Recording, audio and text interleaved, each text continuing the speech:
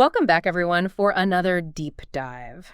This time, we're going to be talking about something that's both familiar and weirdly complex at the same time: population. Yeah. And we're not just talking about like how many people live on Earth, although we will definitely touch on that, but we're really going deep into this idea of population itself, how it works for everything from, like tiny bacteria to the 8 billion of us on this planet right now. So our source material for today is going to be excerpts from the Wikipedia article on population, which honestly is way more fascinating than you might think at first glance. Yeah, it's kind of amazing how this one word, like population, Yeah. can be applied to humans, animals, plants, like even those microscopic organisms we don't even think about very often. It's almost like this core idea that runs through how life is organized and how it interacts, even across all these different scales. Yeah, so it's not just about like the raw numbers, but really about how those numbers fit into this like bigger picture of life on Earth. Exactly. But before we get too philosophical, let's maybe start with the basics.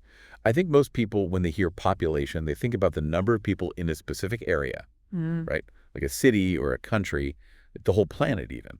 And governments figure that out using censuses, right? Yeah, you just count everyone up and get a snapshot of how many of us there are. Right on the surface, yeah.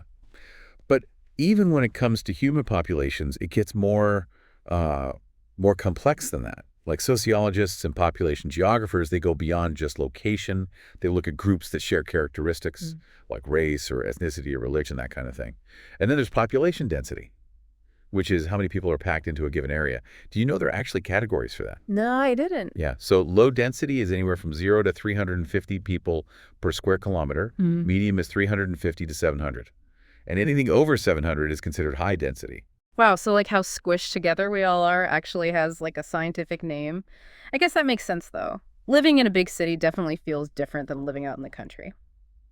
But speaking of different, remember how I said population applies to more than just humans? Yeah. Well, get ready, because it also applies to animals, plants, and even those teeny tiny microorganisms. Exactly. It's like this concept that connects all those different forms of life, And each field, like ecology or genetics or even those social sciences, they kind of tweak the definition of population to fit what they're studying. Okay, so let's break down how population is used in some of these different fields.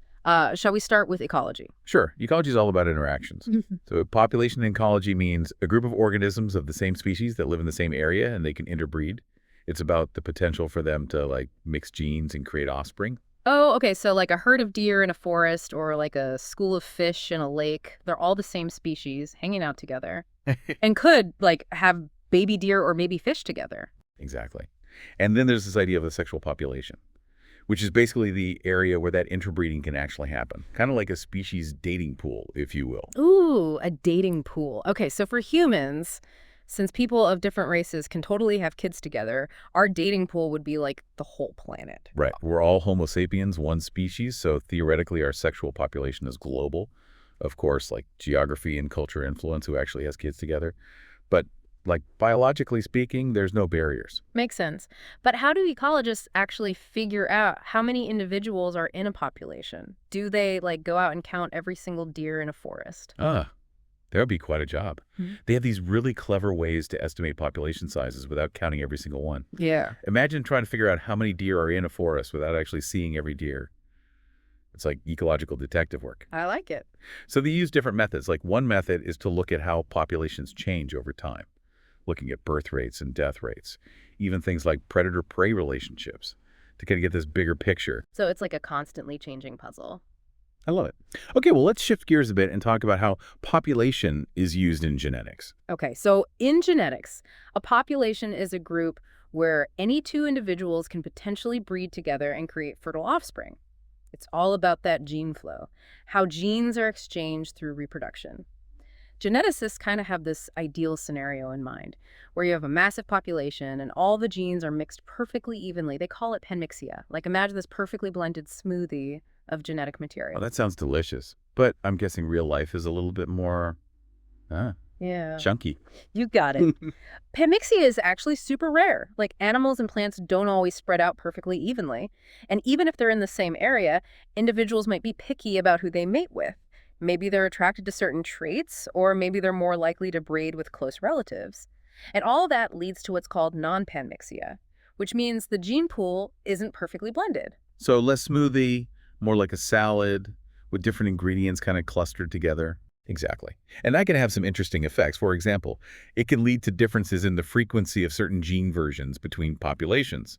Like one population might end up with way more of a certain gene variant, while another has way less. And that could then lead to differences in how those populations look or act, or even how they adapt to their environment.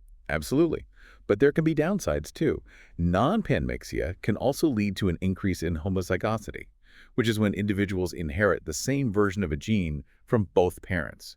And if those genes happen to be associated with harmful traits, it can lead to something called inbreeding depression, where the offspring might be less healthy or less likely to survive. So it's kind of a genetic gamble when populations aren't mixing things up enough. But wait a minute, didn't we learn in biology class that some breeders intentionally limit gene flow to create desirable traits in plants and animals and stuff? That's selective breeding. And yeah, it's a super powerful tool. It's like you're carefully choosing who gets to go to the gene flow party, basically, to try to enhance specific traits. And it can actually lead to greater genetic advancement, especially when breeders introduce individuals from different populations to increase diversity. So even though non-panmixia can have some downsides, it can also be used to our advantage. That's pretty cool. But speaking of cool, I think it's time we tackled the 8 billion person elephant in the room, world human population. Indeed, we've danced around it long enough. Let's dive into the specifics of our own species. Let's do it.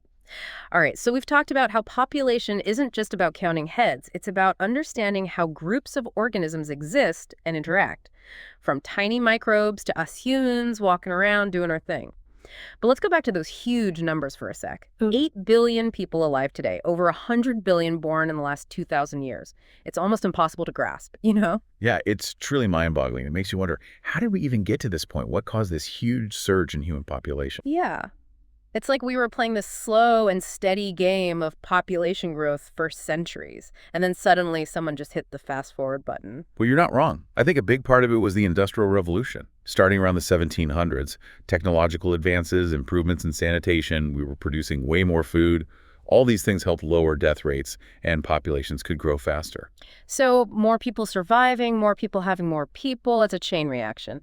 But the Wikipedia article mentioned the last 50 years have seen even faster growth. What happened there? Two major game changers, I think. Crazy advancements in medicine and what's called the Green Revolution. Okay, break those down for me. So starting in the 1960s, medical breakthroughs, vaccines, antibiotics, they dramatically reduced deaths from infectious diseases.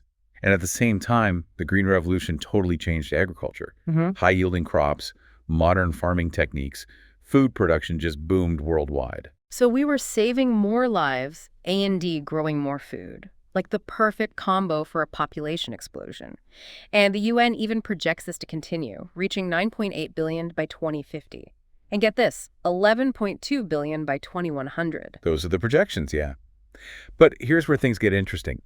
There's this growing body of research suggesting human population might actually peak and then decline before the end of the century. Hold on, a decline? I thought we were on this unstoppable upward trajectory. 8 billion, 9 billion, 11 billion. Those are huge numbers. It seems counterintuitive, I know. But there are a lot of things that could contribute to this potential decline. One factor is economic development. As countries get richer, birth rates tend to fall. Oh, interesting. People have better access to education, family planning, and raising kids in industrialized societies can be expensive. Right. Kids are cute, but they're not cheap. Exactly. Another factor is resource depletion. Think water scarcity, energy shortages, competition for land. Yeah, those things get more intense as the population grows. Exactly. It could even lead to conflicts and instability, which could indirectly impact population growth. And then there are health concerns, pandemics, drug-resistant diseases. Those could seriously impact mortality rates. Wow, so it's like this whole web of interconnected things pushing and pulling on population growth. And we're not just talking about slowing down, we're talking about the population actually shrinking before 2100. That's wild. It is a significant shift. And what's fascinating is this decline is already happening in some parts of the world. Eastern Europe, the Baltic states, some former Soviet republics, their populations have actually been decreasing for decades. Wow. It's already happening. So what's causing the decline in those places? It's usually a combo of low birth rates, people moving to other countries, and sometimes higher death rates too. It really shows how complex population dynamics can be. Absolutely. You mentioned something called the demographic transition earlier. How does that fit into all of this? So the demographic transition is a model. It describes how birth and death rates change as societies develop. In pre-industrial societies, both are usually high, and populations stay relatively stable. Makes sense. But as countries modernize, death rates drop, thanks to better healthcare and sanitation. But birth rates stay high at first, and that leads to that rapid population growth we talked about. Ah, so that's where we've been for the past couple centuries. Rapid growth because death rates are down, but birth rates are still up. But it sounds like the transition doesn't stop there. You're right. Eventually, as societies keep developing, birth rates start to decline too. Okay. People choose to have fewer children, and population growth slows down. In the final stage, both birth and death rates are low, so the population stabilizes again, but usually at a much larger size than before. So it's like a roller coaster. Yes, Steep right. climb, then it levels off, but you're way higher up than you started. But if some countries are already seeing population decline, does that mean they've gone beyond the demographic transition? It's not quite that simple. The demographic transition model is helpful, but it doesn't always capture everything. Things like migration, government policies, cultural shifts, those can all impact birth and death rates in ways the model doesn't fully account for. So it's a good guide, but not a perfect predictor. But this whole discussion about population trends and the possibility of decline, it makes me wonder, can we or should we even try to control how many people are on the planet? Is that even possible? That's the big question around human population planning. And it's a tough one. Historically, there have been efforts to limit population growth, driven by worries about poverty, the environment, political stability. Yeah, and some of those efforts involve things that weren't so ethical, right? Right. Measures that infringed on people's rights. It's a complicated issue for sure. It is. And thankfully, the approach to population planning has evolved. Yeah. Starting in the 1970s, there was this move towards a more rights-based approach. So instead of telling people how many kids they should have, the focus shifted to giving them the tools to make their own informed decisions about family planning. Exactly. The focus became providing access to education, healthcare, family planning services, so people could choose what's right for them. That makes a lot more sense. It recognizes that people know what's best for their own families and situations. Right. But even with this rights-based approach, the question of how we manage a growing or maybe even shrinking population, it's still a crucial one, and there's no easy answer. It sounds like we've covered a ton of ground here, from the basic definition of population to the crazy dynamics of human population growth, and even the possibility of decline. We have. And before we wrap up this deep dive, I want to leave you with one final thought-provoking question, something to really ponder. Okay, lay it on me. What's that thought-provoking question? Well, we've talked about how population is understood across different fields, and we've dug into the trends and the potential future of human population. But here's the thing. What if human population actually starts to decline before the end of the century? What impact would that have on society, the environment, even our understanding of population itself? Whoa, that's a big one. I mean, so many things come to mind. Like, would a shrinking population ease up the pressure on resources, give the environment a break? It's definitely possible. A smaller human footprint could mean less demand for energy, water, land, Right. maybe even a more sustainable future. Yeah, It could also take some of the strain off those overcrowded cities and infrastructure we see. makes sense. But wouldn't there be economic consequences too? Fewer people means fewer workers, fewer consumers? That's a concern some economists have, yeah. They worry about a shrinking workforce leading to less innovation, less economic growth overall. Right. But there's another side to that coin, too. Some argue that a smaller population could actually boost productivity and living standards Oh, how so? because resources would be more abundant per person. Ah, I see. So it's kind of this trade-off, potential environmental benefits, but possible economic challenges. Seems like a decline could have huge ripple effects. What about the social side of things? Like, how might a declining population change our communities, our relationships? It's tough to say for sure. But it could shift family structures. Maybe smaller families become the norm. Yeah. We might also see more emphasis on intergenerational care Oh, as the ratio of older to younger people changes. right. And it might even impact cultural values, how we view things like individualism versus collectivism. It really makes you think. We've been so focused on growth for so long, it's hard to picture a world where that's not the main story anymore, where we need to, rethink our whole definition of progress. Exactly. A declining population would challenge how we think about progress, sustainability, even what a healthy and thriving society actually means.